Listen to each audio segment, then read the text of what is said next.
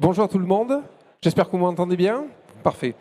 Donc Rémi Malchiran, je dirige les équipes commerciales d'Exotech en Europe de l'Ouest et aujourd'hui j'ai le plaisir d'accueillir avec moi André Falblot, qui est donc le Chief Transformation Officer du groupe Alliance Automotive Group, qui a donc en charge toute la transformation de A à G. Et aujourd'hui, on vient particulièrement vous en parler sur ces aspects un petit peu logistiques. On est particulièrement heureux chez Exotech d'accompagner votre entreprise dans cette belle transformation qui prend en compte effectivement non seulement les aspects logistiques, mais en fait, il va bien au-delà, même encore dans votre groupe. Et aujourd'hui, donc, André, je vous laisse un petit peu nous parler de ce beau projet qu'on est en train de mener avec vous. Merci Rémi. Je suis très content aussi. Ça fait un petit moment qu'on travaille avec Exotech sur ce projet. Alors, plusieurs années avec uniquement du PowerPoint et du Word. Et là, aujourd'hui, c'est en train de prendre forme parce qu'on a un Go Live cette année. Donc, moi, je vais essayer de vous faire partager mon expérience au travers de ce projet qu'on porte un certain nombre d'entre nous dans l'entreprise et qui implique toute l'entreprise. Mais avant de rentrer dans le détail du projet, je voulais partager avec vous une petite vidéo juste pour vous donner un aperçu du projet sous un angle particulier.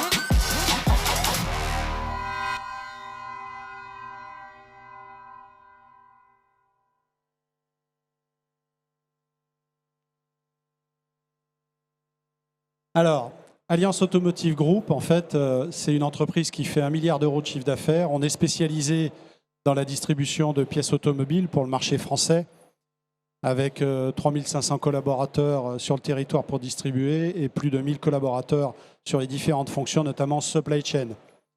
On fait partie du groupe Jinun Parts Company, qui est le leader mondial et qui réalise 21 milliards d'euros de chiffre d'affaires au niveau monde et qui est le leader mondial.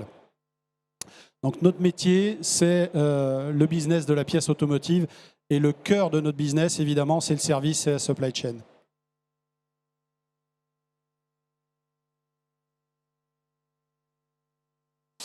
Alors, cette entreprise, elle a 30 ans et c'est un success story parce qu'elle est passée de zéro il y a 30 ans à 1 milliard d'euros et aujourd'hui numéro 1 mondial au travers de JPC. Quand on a démarré le projet de transformation en 2019, on avait une situation de très très forte croissance ininterrompue avec beaucoup de complexité. Plus de 100 entités juridiques au travers d'acquisitions, des services partagés très nombreux, des ERP et une supply chain qui était relativement peu intégrée et optimisée. Donc on a lancé ce plan début 2019 pour adresser les principaux axes de rationalisation pour obtenir de la performance pour notre groupe dans notre milieu concurrentiel.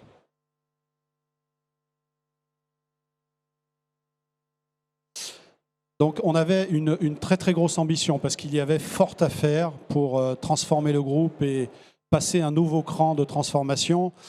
Mais compte tenu de l'ambition qu'on avait, on a décidé malgré tout de se limiter à un nombre de chantiers extrêmement ciblés, des chantiers de transformation importants, notamment sur la dimension restructuration de l'organisation du groupe, pour passer de plus de 100 entités juridiques à 10 entités juridiques. Donc aujourd'hui, on est à peu près 50 entités juridiques, on est à la moitié du plan de marche. On a créé un centre de services partagé pour regrouper 27 sites de production d'activités administratives. Donc c'est notre service de centre partagé qui est aujourd'hui unique.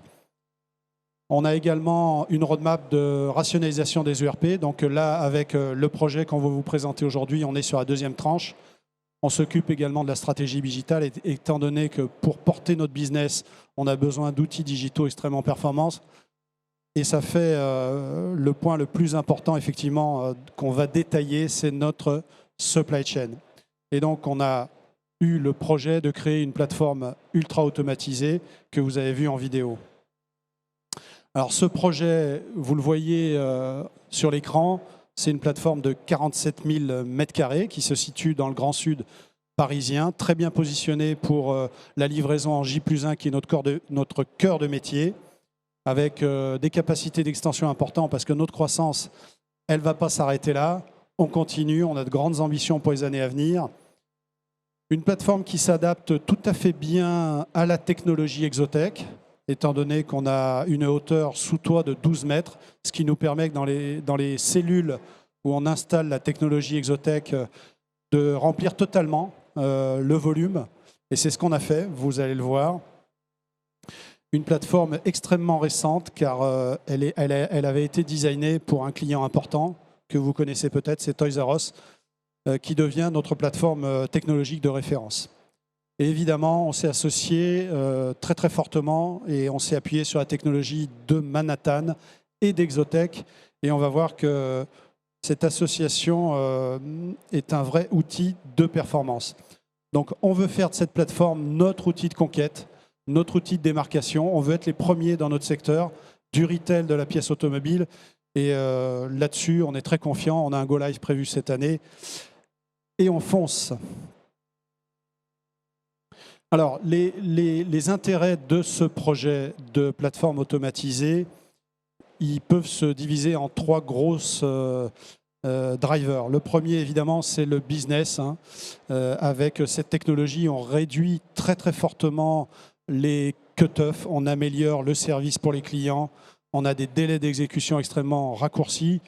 Pour info, avec cette technologie Exotec, on est capable de produire une commande en 5 minutes, entre le passage de la commande et la préparation à l'inbound, ce qui est assez exceptionnel sur toute la partie automatisée. Et évidemment, une offre produit élargie. La réduction des coûts, évidemment, on optimise la performance, on optimise les transports et bien sûr la puissance d'achat. Cette plateforme, enfin, elle s'inscrit dans une vraie démarche de volonté RSE parce qu'on a mis en place des ingrédients importants qui font que le poste de travail est beaucoup plus ergonomique pour les workers. On a fait des simulations en réalité augmentée aujourd'hui qui se confirment pour les travailleurs postés. Et je dois dire qu'on a beaucoup benchmarké le poste des stations Goods to Man et le poste de travail de la technologie d'Exotec fait partie des plus performants. Et je dirais même que selon nous, l'ergonomie au poste de travail est excellente. On n'a pas trouvé mieux. Donc cet outil technologique où on a une association des meilleures technologies SaaS et Exotec, pour nous, c'est un vrai atout de communication et on ne s'en prive pas pour nos talents, pour être attractif. Et puis, il y a un autre aspect, c'est l'adaptabilité, mais je vais revenir dessus.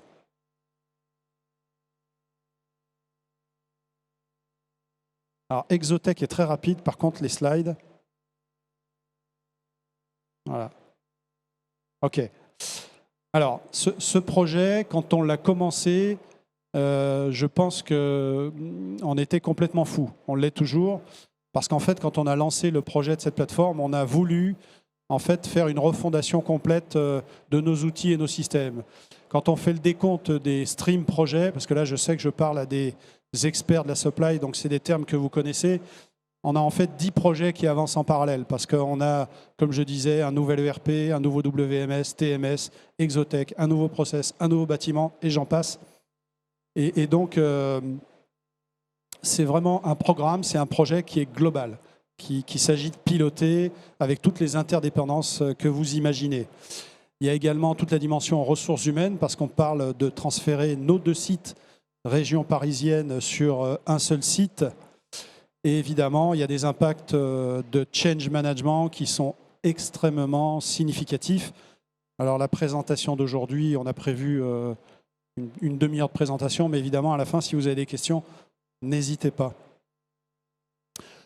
On en a profité dans le cadre de ce projet pour remettre à plat également toute notre base de données. Donc on a créé une nouvelle plateforme PIM, Product Information Management, pour rassembler toutes nos données articles et les enrichir avec de très nombreux attributs, et notamment ceux qui sont nécessaires à la technologie Goods2Man d'Exotech, mais pas seulement, également des attributs pour le marketing. Donc, si on vient sur les atouts du projet, c'est d'abord une offre produit plus élargie, évidemment. Dans cette plateforme, on a une technologie Goods2Man qui est capable de traiter 80% du flux, mais on a également un certain nombre de racking et de supply chain plus traditionnels.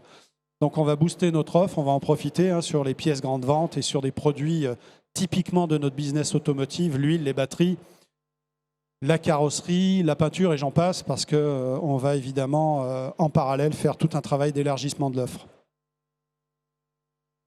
Alors ça, c'est une vision de la plateforme d'altitude. Donc on voit nos 6 cellules de 6000 m² et on voit le montage de la cellule Exotech en accéléré sur cette vidéo. On est sur la partie où on voit en haut à droite les stations Goods2Man. Donc on a un certain nombre de stations Goods2Man et tout le transitique qui va avec. Je vous donnerai juste un peu plus tard quelques indications de métriques qui caractérisent cette application. Donc c'est tout frais. L'installation totale, là, elle date de 3 semaines à peu près. Donc là, c'est notre dernier time-lapse. On est très content de la vitesse d'exécution et du respect des délais pour le montage de la plateforme. Donc quand je clique, c'est là-bas qu'on clique en fait. Voilà. Alors, quelques mots sur le système qu'on a designé. Donc on a un peu plus de 90 robots, pas loin de 100 000 bacs, 1,5 km de convoyeurs. Alors, le deal qu'on a fait avec Exotech, c'est une installation clé en main, de l'inbound jusqu'à l'outbound, avec une dimension contractualisation sur la performance. Les 4 stations Goods2 Person, vous les avez vues. On a également 22 stations inbound qu'on voit sur le milieu, et les glissières de tirage qui ont été mal traduits de l'anglais, c'est les stations outbound. Donc 15 stations et 4 machines de packing automatisées, ce qui fait qu'on a un flux end-to-end qui est 100% automatisé, avec des déplacements qui se limitent finalement au déchargement, au rechargement des camions.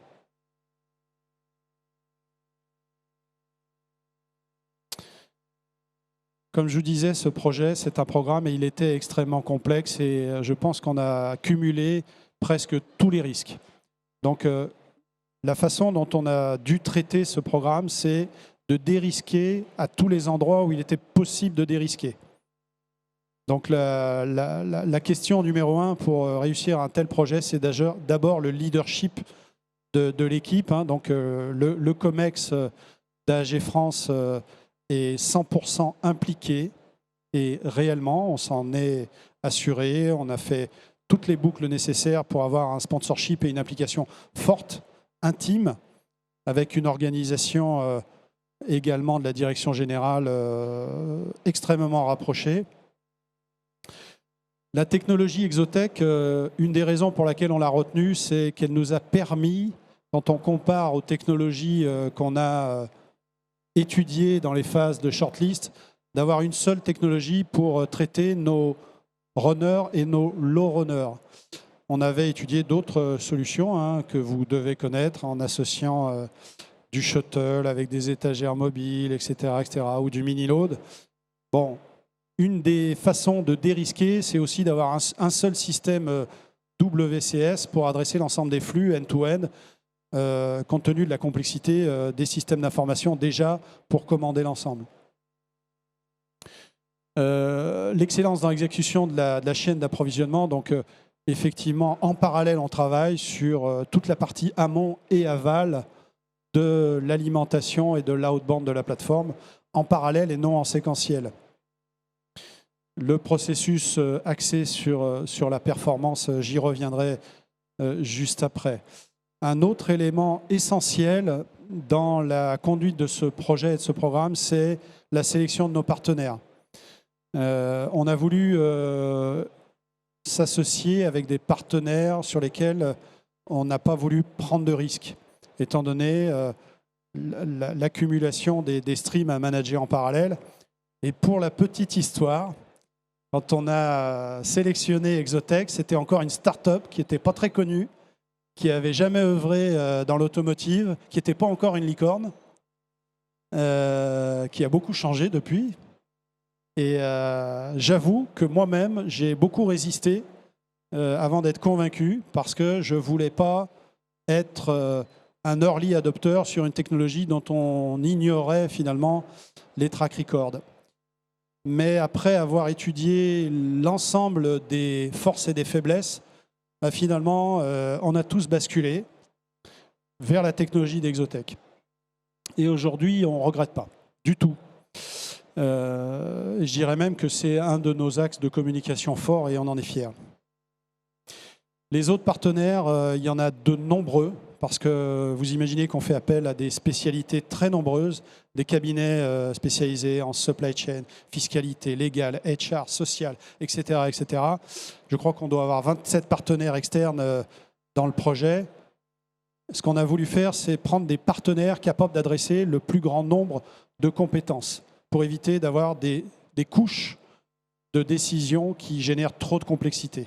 Et donc, on a pris des partenaires, je peux le citer ici, comme Wavestone, qui nous a aidés sur toute la partie dimensionnement, et d'autres, Manhattan, qui fait éditeur et intégrateur, c'est un atout, et d'autres encore, mais qu'on a voulu restreindre. Donc ça, c'est les facteurs clés de succès, il y en a d'autres, mais en tout cas, on s'y est cramponné parce que voilà, on avait déjà d'autres risques à gérer au quotidien. Alors, si je reviens un petit peu là, vraiment dans le détail de la technologie d'Exotec, si vous êtes là, tout ce blabla, c'était l'intro. Maintenant, on parle de la solution. Alors, une solution pour tous les flux, ça, je vous l'ai dit, c'est vraiment un très bon intermédiaire pour gérer une très grande largeur de flux. La scalabilité, alors ça nous paraît aujourd'hui, on en est intimement convaincu parce qu'on l'a vu, on est allé visiter des prospects qui nous l'ont confirmé, c'est la capacité d'ajouter du flux sans interrompre les opérations et dans des temps relativement courts, avec différents crans. On peut commencer par rajouter des bacs. Nous, par exemple, on peut rajouter 10 000 bacs du jour au lendemain. C'est 10%, donc c'est déjà énorme. Et puis on peut rajouter des racks, on peut rajouter des robots, et tout ça sans interrompre les opérations. Et ça, c'est vraiment un atout, surtout dans notre métier à nous, qui est très évolutif. Pas seulement du fait de la croissance, mais aussi du fait de la croissance. Un déploiement rapide. Alors là, c'est vrai qu'on peut le dire, Exotec, pour notre projet, n'était pas sur le chemin critique, parce qu'ils sont plus rapides que les autres. Notamment tout ce qui concerne des gros développements lourds d'intégration et de systèmes d'information. La dimension sociale, alors je l'ai cité brièvement tout à l'heure, mais on a constaté que l'énergie consommée par Exotec était significativement inférieure à ses concurrents. Donc c'est un argument social, mais aujourd'hui c'est un argument financier aussi. Et non des moindres. Ce qui nous a fait retenir Exotec, c'est aussi l'équipe. Alors Exotec, c'est une entreprise jeune, avec plein de talents, plein de diversité. Un petit côté start-up au début, quand on a commencé avec eux. Ils ont eu du mal à se mettre dans le mood de tout ce qu'on leur demandait en termes de livrables et de jalonnement projet. Et puis, ils avancent très très vite. Et puis surtout, ils parlent comme one team. On sent qu'il n'y a pas de crispation, c'est fluide et ça réagit très vite. GPC, Genuine Parts Company, l'entreprise dans laquelle on est, c'est des centaines de plateformes dans le monde. Et on a déjà signé un deuxième partenariat en Europe avec un de nos collègues anglais. Une belle réalisation à venir et qui viendra peut-être un jour témoigner. Voilà, donc les accélérateurs du projet, c'est ce que j'ai déjà cité. Donc l'intégration end-to-end, contractuelle. Donc ce n'est pas uniquement le SkyPod, mais c'est également tout le transitique associé à cette solution qui fait qu'on arrive à faire de l'empowerment avec nos partenaires sur des blocs complets. Le WCS maître d'Exotec, qui pilote l'ensemble des WCS. Alors j'ai oublié le nom. Il se prénomme Deep Sky. Deep Sky, c'est beau. Ce qu'on a voulu faire aussi pendant les phases de projet, c'est qu'on a voulu au maximum faire des simulations à blanc. Les simulations à blanc, en fait, ça nous permet de dérisquer quand on est en phase réelle. Donc, on a fait une simulation complète du flux basée sur le WCS réel. Donc, ce n'est pas du fake, ce n'est pas une simu avec des robots qui miment approximativement le comportement. C'est une simu qui s'approche beaucoup de la réalité. Et d'ailleurs, on s'est rendu compte à ce moment-là, pour ceux qui s'apprêtent à déployer peut-être Exotec, je vous le recommande, parce qu'on s'est rendu compte à ce moment-là qu'il fallait faire un certain nombre d'ajustements de conception. L'accélérateur, c'est l'intégration avec Manhattan. Alors là aussi, on a été quand même un peu précurseur, je pense, parce qu'ils travaillaient déjà beaucoup ensemble, mais maintenant, c'est devenu un partenariat très fort. Voilà pourquoi Exotec. Et puis, on pourra approfondir dans vos questions. Petite vidéo, je pense. Ou pas? Non, c'est fini. Voilà, ils n'ont même pas mis de slide à la fin, donc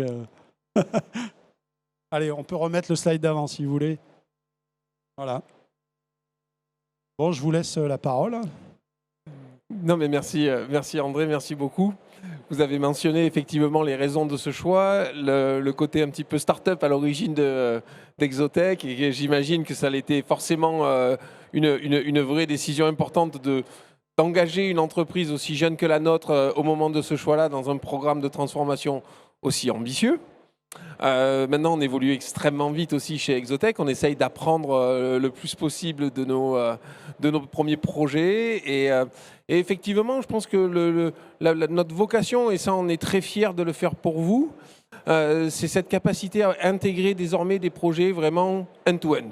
C'est-à-dire qu'on est au départ un fournisseur d'une solution qui est le SkyPod, et on était donc connu pour nos robots qui se déplacent en 3 dimensions, qui grimpent dans les racks et qui amènent effectivement le produit à l'opérateur pour préparer des commandes.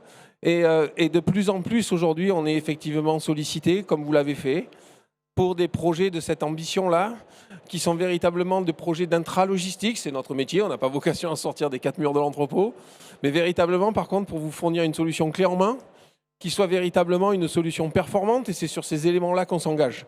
C'est-à-dire qu'in fine, l'engagement d'Exotec, il ne porte pas uniquement sur nos robots, il porte véritablement sur la performance, sur la fiabilité de notre solution, et on s'engage désormais effectivement sur une intégration qui va depuis la réception jusqu'à l'expédition, quitte à intégrer des solutions tierces, comme on peut le faire sur certains des éléments qu'on a adjoints à la solution qu'on déploie pour vous. Et donc ça, on en est particulièrement fiers en tout cas.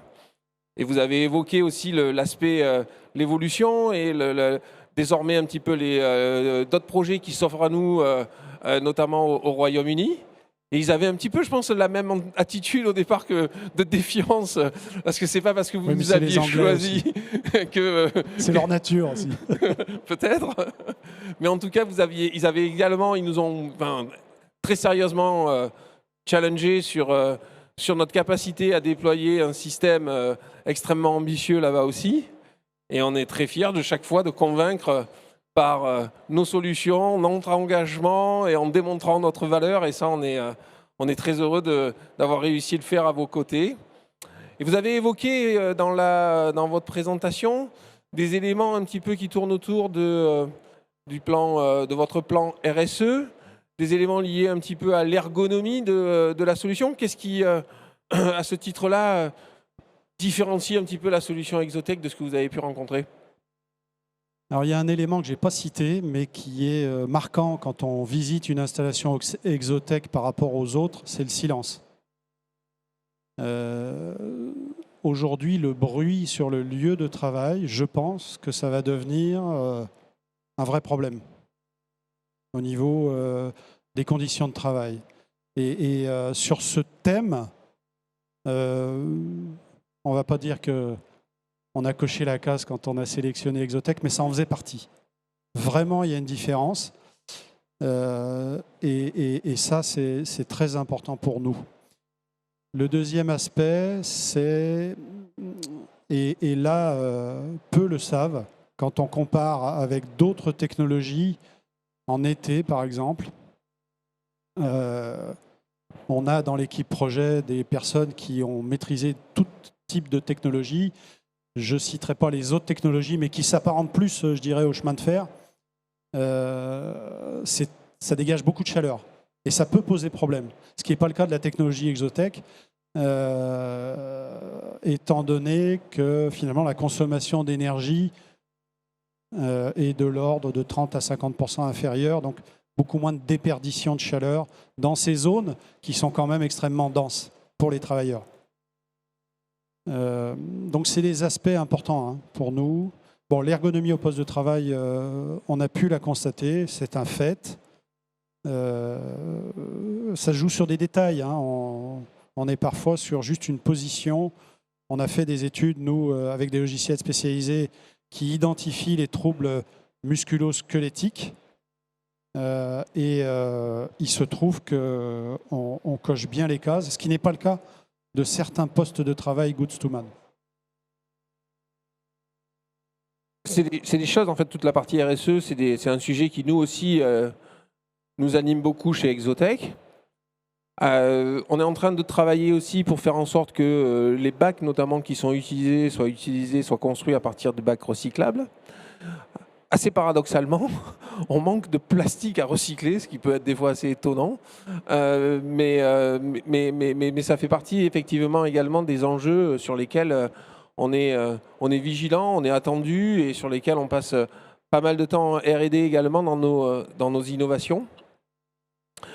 Ça fait véritablement partie de ces enjeux forts. Et d'ailleurs, ce qui est aussi un enjeu souvent qualitatif un petit peu dans les projets sur lesquels on est sollicité, devient aussi quelque part aujourd'hui un enjeu assez financier.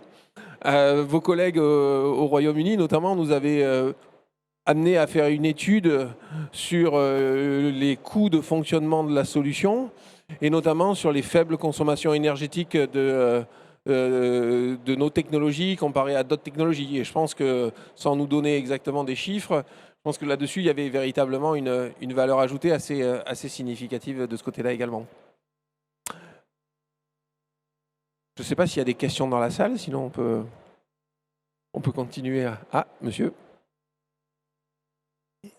Le co-développement d'une solution ad hoc qui fonctionne de manière à s'adapter et à correspondre parfaitement à votre besoin, a-t-il été entrevu sur la base d'une simple relation client-fournisseur traditionnelle ou sur une base de co-développement où vous êtes intéressé à la commercialisation par la suite par Exotec de l'apprentissage conjoint d'une solution offrable à des tiers, clé en main? Je pense qu'il y a une partie de la réponse qui appartient à Exotech. Tout à fait. Et la manière dont on conçoit des solutions chez Exotech, on les conçoit à partir de solutions standards. C'est-à-dire qu'une des grandes forces aussi qu'a évoqué André, c'est sur notre capacité à déployer dans des temps courts. Et ça, c'est basé sur un assemblage de composants standards. C'est-à-dire que si vous venez et qu'on vous présente un petit peu la solution sur notre stand, vous verrez en fait des éléments qui sont tout à fait identiques à ceux qu'on a déployés chez AAG. C'est-à-dire que vous retrouverez des robots, vous retrouverez des stations de préparation qui sont identiques. Alors on peut les customiser bien entendu dans certains cas, mais la très grosse partie en fait de la solution, elle est construite sur un assemblage de briques standards qui vont être ensuite donc conçues pour fonctionner et répondre aux besoins de nos clients. Mais on fait finalement relativement peu de spécifiques. C'est un petit peu aussi ce qu'on va appeler le spécifique chez Exotech, ça va être l'intégration de machines telles qu'une machine de une formeuse de carton, une machine d'emballage, des choses de ce type-là qu'on va intégrer, donc qu'on va effectivement fournir de la part de partenaires qui vont nous accompagner sur ce projet, et nous, on va jouer un rôle d'intégrateur. Mais sinon, on ne va pas concevoir en tant que tel des éléments de la solution qui seraient des éléments de création pour tel ou tel client. On s'appuie véritablement sur des briques standards qui nous permettent en fait à la fois de déployer plus rapidement, offrir des solutions qui soient robustes in fine. C'est un élément sur lequel on n'a pas évoqué non plus, mais ça me permet peut-être de poser une question aussi à André en termes de robustesse et de résilience de la solution. Est-ce que ce sont des éléments qui étaient importants dans votre prise de décision? Vous ne les avez pas évoqués? Oui, alors je vais y répondre, mais je peux compléter quand même par rapport à la question posée avec des exemples concrets. On a eu des besoins spécifiques. Donc on a eu des discussions avec Exotech. Et pour un de nos points spécifiques, on a finalement amené Exotech à rajouter dans leur catalogue cette possibilité. Donc ils l'ont développé pour nous. C'est, je crois, alors là on rentre dans le détail, le tri au moment de mettre en bac par rapport au poids des pièces. On avait un besoin spécifique parce qu'on a une grande disparité de poids de nos pièces. Et cette évolution-là, on en avait besoin. Ils l'ont fait et ils ont compris que c'était un asset à mettre dans leur outil et donc ils l'ont intégré. De la même façon, avec Manhattan, on a développé des interfaces qui seront réutilisables pour une grande partie. Et notamment pour ceux qui vont utiliser l'association Manhattan Exotech, sans parler de nos collègues anglo-saxons. Voilà. Donc l'autre question, en répondant à celle-ci, je l'ai oubliée. Sinon, je peux juste peut-être compléter un instant, André, peut-être sur ce point-là. Parce qu'effectivement, la solution Exotech, la face émergée de l'iceberg, d'accord, c'est ce qu'on voit assez régulièrement. Ce sont des robots, des racks, du bac, des stations, etc. La face immergée de l'iceberg, qui est presque finalement, comme d'habitude, la plus importante, c'est toute la face software, un petit peu donc toute l'intelligence logicielle qui est derrière. Et effectivement, sur cette partie-là, on essaye d'avoir une brique, des éléments de logiciels et des briques logicielles standards. Mais là-dessus, on est tout à fait en discussion avec nos clients pour être capable de les faire évoluer. Et ça, je dirais que ça fait aussi partie de la culture Exotech, au sens où on est intégrateur de notre propre solution. Et donc, on a énormément, on trouve en tout cas, nous, énormément de valeur dans ces échanges avec nos clients pour être capable de faire évoluer nos outils logiciels pour apporter effectivement derrière des fonctionnalités supplémentaires et d'en faire bénéficier en fait l'ensemble de nos clients. On fait des mises à jour très régulières chez tous nos clients, c'est-à-dire qu'à peu près tous les 6 mois, nos clients montent de version. On les accompagne bien entendu là-dedans. C'est inscrit dans nos coûts de maintenance qui intègrent ces montées de version régulières et qui font en sorte que chacun de nos clients peut bénéficier effectivement de l'innovation qu'on met en place. À ce titre-là, en l'occurrence, en travaillant en proximité avec les équipes AAG. Ma question, c'était relative à la résilience et à la capacité à résister effectivement aux imprévus, aux problèmes, aux pannes d'une solution telle qu'Exotech. Oui, alors, il y a trois façons de répondre à ça, hein. La première, c'est les échanges qu'on a eus avec les clients qui venaient de démarrer l'installation, qui étaient plutôt rassurantes. Donc ça, c'est du concret, c'est du track record. Une deuxième façon, c'est ce qu'on a fait dans le projet, c'est de mettre en place un dispositif de simulation de tous les modes d'échec sur un spectre très large. Donc on a simulé des pannes de toute nature, d'abord au niveau numérique, pour identifier finalement la résilience, la capacité de non-interruption de nos flux vus de nos clients. Par exemple, quand on a un arrêt du transitique, on a modélisé le fait qu'avec les longueurs, les buffers qu'on a, finalement, vu de l'output, de l'outbound, eh ben, c'était pratiquement invisible tant que la panne était inférieure à 30 minutes. Et il se trouve qu'on est capable de corriger des pannes de 30 minutes. Et la troisième façon, bah, c'est les tests physiques qu'on est en train de mener. Donc là, pour l'instant, je réserve ma conclusion, mais bon, je n'ai pas de doute, effectivement. Donc les tests physiques, là aussi, on a un plan de test de plus de 1000 use cases pour tester tous les cas de figure, effectivement.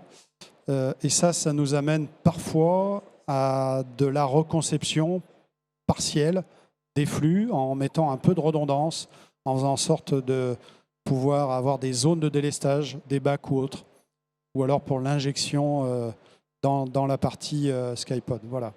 Bon, sur ce thème-là, je pense qu'on peut développer parce qu'il y a plein de niveaux de sécurisation avec la prise à distance que procure Exotech et qui permet pour au moins 95% des cas de déverrouiller des blocages dans le SkyPod à distance sans même l'intervention d'un technicien. Et puis, il y a tout un tas de crans comme ça de sécurisation des opérations. Nous, notre plateforme, c'est plus de 30 000 lignes par jour. On sert 4 000 clients en France. Donc, la continuité des opérations, c'est un must.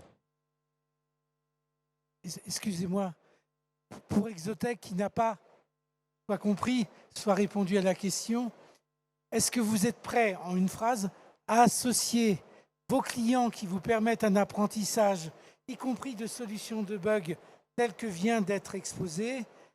Est-ce que vous êtes prêt à valoriser les résultats de ces développements conjoints, de cet apprentissage en commun, auprès de clients tiers dans le cadre d'un revenu sharing? Oui ou non? Dans le cadre de, j'ai pas bien entendu. D'un revenu sharing, d'un partage de revenus Moi, je suis d'accord. sur la valeur ajoutée que tout ce vous qu'on leur apportent a les clients. amené, moi je suis d'accord qu'ils partagent avec moi. Ça, c'est effectivement à discuter. C'est pas exactement notre business model aujourd'hui. On est quand même encore une entreprise qui est aussi précautionneuse et qui a pour vocation un petit peu à faire d'une entreprise un petit peu rentable. Maintenant, on est là aujourd'hui pour effectivement écouter et travailler avec nos clients. D'accord ? Donc, encore une fois, je pense que le fait qu'on soit intégrateur de notre solution, c'est aussi ce qui nous donne cette flexibilité de pouvoir développer. Et quand on parle de revenu sharing, ça veut dire que AAG bénéficie également de toutes les innovations qu'on a pu être amené à réaliser pour le compte d'autres clients. Ils en bénéficient. Il n'est pas d'accord. Il faut peut-être qu'on prenne une autre question. On pourra en discuter après. Il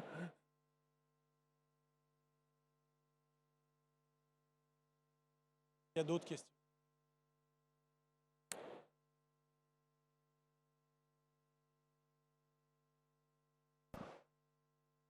Par rapport justement à la nouvelle technologie et l'automatisation que vous apportez dans cette plateforme, nouvelle plateforme, je voulais savoir s'il y avait aussi une collaboration en termes de formation justement des opérateurs, des manutentionnaires, parce que j'imagine qu'il va y avoir un impact fort sur leurs outils et leurs pratiques de travail actuelles. collaboration entre Alliance et Exotech. Oui, Vous tout voulez à dire fait. Oui. Oui. Alors évidemment que Exotech nous accompagne sur la formation des opérateurs. Ça fait partie du contrat. Ensuite, moi je réponds un peu autrement à cette question, c'est que la conduite du changement, c'est-à-dire tous les changements de process et de nature de travail des opérateurs, en fait on l'anticipe très en amont par une structure de pilotage de la conduite du changement, notamment en identifiant tout un arbre d'experts métiers qu'on va former et qui va rester dans la plateforme comme les référents pour chaque sous-ensemble de process. Ça, c'est un des axes sur lesquels on est très, très impliqué, évidemment, avec le support d'Exotech. Mais là, je dois dire, c'est dans des phases de transfert de compétences que ça se produit. Effectivement, on accompagne de toute façon toujours nos clients en termes de formation, en termes de prise en main de la solution. Généralement, les retours qui nous sont faits, c'est que ce sont des solutions qui sont très faciles à prendre en main. C'est aussi un des gros avantages de ce type de solution, c'est qu'effectivement, même si vous en avez peut-être un petit peu moins que traditionnellement dans une opération totalement manuelle, vous allez avoir aussi peut-être faire appel à de l'intérim. Ou pas, je ne sais pas dans votre cas précis, mais c'est des choses qui sont assez fréquentes. Et en quelques minutes, généralement, un opérateur devient autonome sur un système de préparation Exotech, en limitant les erreurs possibles, en limitant également un petit peu la pénibilité au travail. Ça me permet de vous répondre aussi sur ce sujet-là.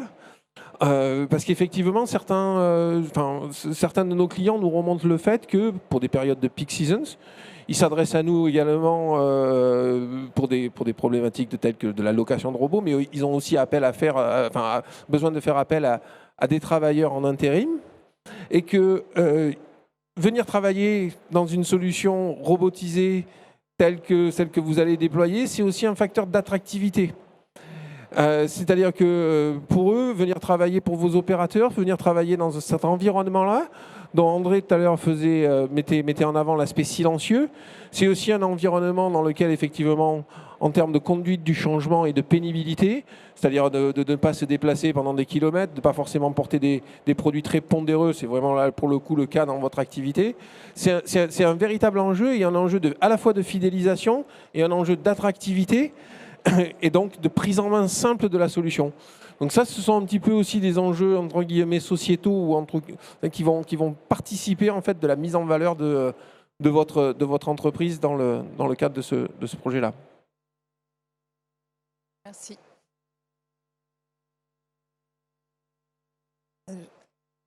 Excusez-moi, j'avais une question également. Enfin, une double question. Déjà, j'ai pas trop compris ce que c'était Manhattan. Enfin, voilà. Et puis, en fait, il y a eu, si j'ai bien compris, il y a eu 5 ans entre le départ, avant le go live. Je voulais savoir si ça peut se faire de manière plus progressive ou si, en termes de, parce que vous dites que c'est court, mais 5 ans, ça paraît long. Merci. Oui, alors effectivement, j'ai parlé du programme de transformation complet dans lequel on retrouve la supply chain qui est dans le temps à la fin, même si c'est un projet plus long. Nous, on a un projet... alors, dans un projet comme celui-là, il y a une partie qui prend beaucoup de temps, c'est la dimension immobilière. Après, on est dans le delivery d'un projet qui implique une solution, notamment de reconception complète des bâtiments, parce qu'il faut refaire les sprinklages, il faut refaire une partie de l'électricité, tous les fluides, le chauffage. Il faut recréer des zones sécurisées pour le stockage des pièces dangereuses, etc., etc. Donc ça fait partie d'un des chemins critiques. Mais Exotech, si c'est une solution seule, d'un Skypod seul, moi je dirais que c'est très très court, c'est moins d'1 an. Nous, on a fait la conception complète, end-to-end, de l'inbound jusqu'à l'outbound. Et ça, si on l'isole sur la durée du projet, moi je dirais que c'est 1 an et demi, en incluant tous les streams parallèles Par contre, il y a un point important, c'est que on a une plateforme qui réunissons 2 grandes plateformes avec différentes natures de flux. Donc, entre le Go Live et le plein régime, là aussi, on aura des étapes de sécurisation de nos différents flux qui va prendre environ 3 mois. Voilà, donc non, ce n'est pas 5 ans. Alors, Manhattan, c'est un des top players des logiciels de WMS dans le monde. Je pense qu'il est dans le top 3 et dans le Gartner, il est numéro 1. Et c'est aussi la solution corporate de notre groupe, Genuine Parts Company. C'est une solution qui est une des plus avancées quand on veut faire des systèmes complexes automatisés qui permettent de faire de la gestion d'entrepôt, de la gestion de transport, de la gestion du labor management, etc., avec des solutions SaaS de dernière génération. Bon, voilà.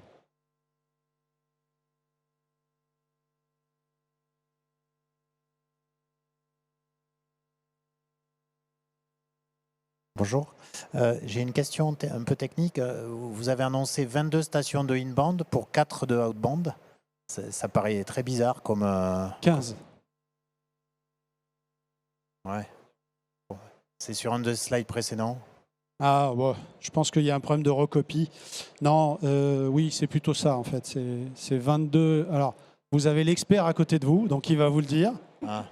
Ouais. 22 et 15, c'est ça? Ouais, c'est ça. 22 inbound, 15 outbound. Donc là, si vous voulez le détail du calcul, bon, vous avez la bonne personne là. Pas de souci, je fais ça. Ah ouais, non, mais effectivement, là, ça aurait paru... Alors, l'inbound, il permet aussi de traiter un certain nombre de flux qu'on va dévier. Hein.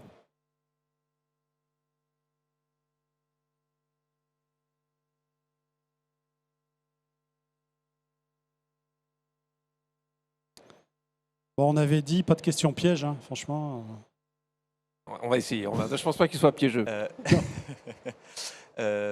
Par rapport à la mécanisation et votre projet, comment ça a pu ou comment ça va permettre d'améliorer un peu votre service client auprès de vos clients finaux? Quels sont un peu les leviers que vous recherchez à travers ces projets et comment ils peuvent être appliqués? Alors la mécanisation, ça apporte plein de choses. Déjà, le délai entre le passage de la commande et la commande prête, hein, on l'a dit tout à l'heure. Nous, on a fait des simulations qui nous montrent que pour notre flux moyen d'environ 30 000 lignes par jour, on est à 11 minutes et on sait également en pic faire des shortcuts dans le WMS pour passer à 5 minutes. Donc quand on raisonne cut-off, ça veut dire que nous, on peut décaler très très tard le ramassage des colis et donc permettre aux clients de passer des commandes beaucoup plus tardivement que dans notre système actuel. Nous, dans cette plateforme, on est globalement comme des pharmaciens, c'est-à-dire que les clients commandent très très tard et on les livre le matin avant que le soleil se lève. Donc notre capacité à prendre des commandes très tard le soir, c'est un atout. Évidemment, il y a d'autres livraisons sur tout un tas de flux dans la journée où on pousse aussi sur différentes régions. Un autre aspect, c'est l'homogénéité des livraisons, évidemment, mais là, on intègre le flux complet, y compris le packing. Donc, on a un packing standardisé de différents formats qui nous permet, vu du client, d'avoir une qualité de packing à la réception qui est reproductible et de très bonne qualité. Le dernier point, c'est la gestion des flux. C'est donc la massification dans un seul colis de commandes qui peuvent être passées à des moments différents de la journée pour optimiser le remplissage des colis au mieux vu du client pour que ça reste transparent. Voilà quelques atouts. Je rajouterais peut-être juste un point particulier, c'est que dans un système Skypod, dans un système Exotec, l'ensemble des bacs sont accessibles de la même manière au même moment. Donc en termes de réactivité, c'est un de nos gros points forts. C'est aussi pour ça qu'on a commencé au départ, nous, dans notre histoire, elle est un petit peu liée au monde du e-commerce et du digital. Le premier client, c'était Cdiscount. Mais c'est parce qu'effectivement, donc, notre solution, elle n'est absolument pas sensible à des problématiques de Pareto, à des problématiques d'organisation du stock, de sorte à ce qu'effectivement les robots puissent aller récupérer la commande en priorité. Ça, les règles de priorité sont définies au niveau logiciel, et peuvent aller en moins de 2 minutes commencer à préparer une commande. Donc c'est pour répondre un petit peu à ce que disait André, 5 minutes à peu près pour préparer une commande client. Ça, c'est véritablement la logique même du système Exotec qui est construite autour de ce point-là, qui est celui de la réactivité. Et donc, je peux avoir des commandes extrêmement urgentes qui tombent en fin de journée, proche d'un cut-off, et je vais être capable d'aller effectivement envoyer des robots pour être capable de respecter cette promesse client et de l'avoir le lendemain matin, ou dans d'autres cas, encore même dans des CMD delivery, ou même des fois de la livraison dans l'heure, ce qu'on peut faire des fois dans le monde de l'alimentaire.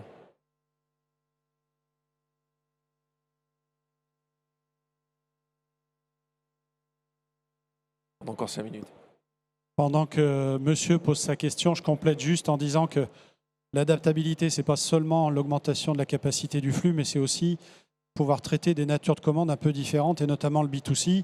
Nous, on est plutôt dimensionné B2B, donc avec 2 équipes en journée, mais cette techno, si on veut l'étendre, elle peut tourner la nuit, et là, ça permet d'adresser des commandes B2C qui, elles, ont un profil beaucoup plus linéaire sur la journée. Alors, une petite question facile pour Exotec. Est-ce que vous avez prévu un jour de faire évoluer le SkyPod pour pouvoir traiter de la palette ou du plateau? Alors, de la palette, ce n'est pas encore véritablement d'actualité. Je dirais que là-dessus, on est un petit peu moins sollicité. On pourra être amené à intégrer des solutions éventuellement si c'était nécessaire, ou travailler avec des outils de robotisation dans ce monde-là également. Par contre, sur les plateaux, c'est déjà ce qu'on fait. Alors plateau, je pensais à du grande taille. Du plateau grande taille. Genre un canapé. Ah, genre un canapé. Ça fait pas encore partie, ça, effectivement, des choses sur lesquelles on est beaucoup sollicité aujourd'hui. Aujourd'hui, effectivement, on fait du bac et éventuellement donc des plateaux pour mettre des colis, d'accord, sur des plateaux. Ce qui peut nous permettre d'utiliser nos solutions dans 2 cas bien particuliers, qui est à la fois ce qu'on fait avec certains de nos clients, qu'on démontre sur notre stand ici, qui est donc éviter cette phase de decanting depuis mes colis de réception, mes colis vers des bacs de réception, pour les mettre directement sur des plateaux et aller les ranger directement, donc mes colis dans du SkyPod, ou utiliser notre solution comme un système de buffer en préparation. Et ça, c'est ce que font certains de nos clients pour permettre effectivement à la fois d'optimiser la préparation de commandes, le remplissage de mes colis, et donc in fine mes coûts de transport derrière, ou bien séquencer également le remplissage de mon camion, de sorte à ce que derrière, lorsque je le décharge, ça soit fait dans un séquencement idéal. Et donc ça, effectivement, on parle de colis sur des cartons. Pas forcément encore, effectivement, de mettre des canapés dans un SkyPod. Ça, pour l'instant, ça change un petit peu le concept. Oui, parce que c'est vrai que vous avez révolutionné le monde de la caisse, mais on peut dire que les transstockers ont encore de l'avenir pour les grandes charges. On ne prétend pas, effectivement, prendre la place des transstockers. Non, mais c'est bien, il faut garder un peu de business pour les autres, quoi. Merci. Merci à vous.